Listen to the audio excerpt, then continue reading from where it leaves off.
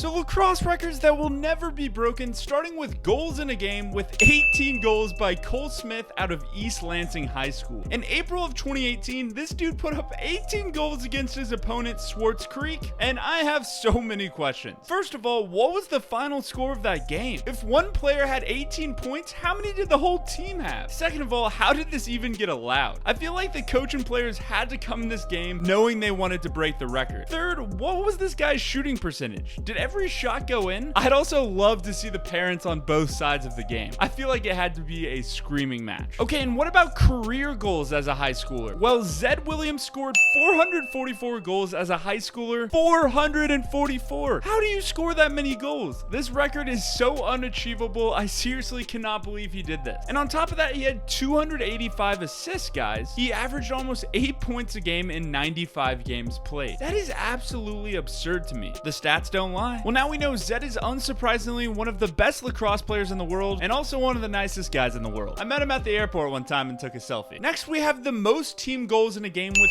41 goals from Brother Rice in Michigan when they beat Anchor Bay High School 41-0 in 2017. 41 goals. 41 goals. The number gets crazier the more I say it. How did a team put up this many goals in a single game? Imagine how furious the other coaches must have been on the other team. I want to see the stat lines of this game. How many players had a hat trick? Did they hog the ball or did they pass it around? How do you score 41 goals in a game? 41 goals to me is downright ridiculous. I don't really know what else to say here. The next record that will not be broken is 14 assists by Eric Mueller from Woodward Academy in Georgia. And it's not surprising that Mueller is a staple player on the Maryland lacrosse offense. Also, a handful of other guys had 14 assists. And I don't think this record is going to be broken anytime soon. 14 assists, man. 14. That's more than like 95% of people have in a season. And the man casually dropped it in one game. I have so many questions too. Like, did his team shoot 100%? Or could he have had 25 assists? Was he trying to break the record here? And by the way, I'm making an exclusive community of lacrosse players called Lax Now. We'll have our own group chat, weekly film breakdowns, and college and pro player Q&A sessions. So if you want to be on the waitlist for Lax Now, go check out the link in the description or just go to laxnow.co. Now let's get back to the video. So next we have to do points in a game, and that belongs to Jimmy Lewis with 21 points in a single game in 1961 playing for Uniondale High School. The man went for 11 goals and 10 assists. That's a stat line you'd hope your third best attackman gets in a season, and he dropped it in a single game. With all due respect, Mr. Lewis, that was in 1961, so I'm guessing the competition was not as good as it is now. But I don't care, 21 points in a game is simply jaw-dropping. 21 points in a single game is a stat line that I'm confident might not ever be broken again. But then again, we'll never know. Next, we have saves in a high school game. 54 saves from Mike Holtby from Auburn High School in 1985. 54 saves, bro. Are you kidding me? How do you save 54 shots in one game? How does a team have 54 shots that get saved? Are the shooters shooting blindfolded or something? Seriously, I don't know what's more impressive. Saving the ball 54 times or shooting 54 shots that the goalie just stuffs. No matter what, I don't see how this lacrosse record will ever be broken. I mean, it's been untouched for nearly 30 years, and it's going to be a very long time before it gets brought up again. Next, we're going with the longest winning streak with 91 wins in a row from West Genesee from 1981 to 1984. 91 wins in a row is just unfathomable to me. How are you that consistent? That just blows my mind. West Genesee is certainly one of the most storied high school lacrosse programs ever. But the question we're all thinking is, how did it feel to lose that 92nd game? I cannot imagine it felt very good. Next, we have Joey Spolina's 501 points to lead Long Island in scoring all time. 501 points, bro. How does someone have 501 points in their high school career? Like, if you had 501 points in middle school, high school, and college combined, that would be super impressive. But to do it in just high school is absolutely mind-blowing. Like, especially towards the end of your career. Joey Spolina is the #1 recruit, and every single defense is pretty much planning their game specifically for him. But somehow he drops 501 points to lead all of Long Island. And Long Island is some of the best lacrosse in the country. So it's not like he's doing this against some defenders who have never played lacrosse before. I really don't know if that record will ever be touched again. And next, we have the most national championships won by a single college, with Johns Hopkins having 44 national titles. The next closest is Syracuse with 15. Now, to be fair, the Blue Jays had a pretty good head start, with their first season starting in 1883. So they've had a solid 140 years to rack these up. But still, no matter what you do, winning triple the amount of national titles as any other school is impressive. And to clarify, 35 of those championships came before the NCAA era in 1971, and they've had 9 since the NCAA era. It's going to be a long time before another college reaches 44 national championships. But hey, we'll see. And next up, we have the most overtimes in a single lacrosse game with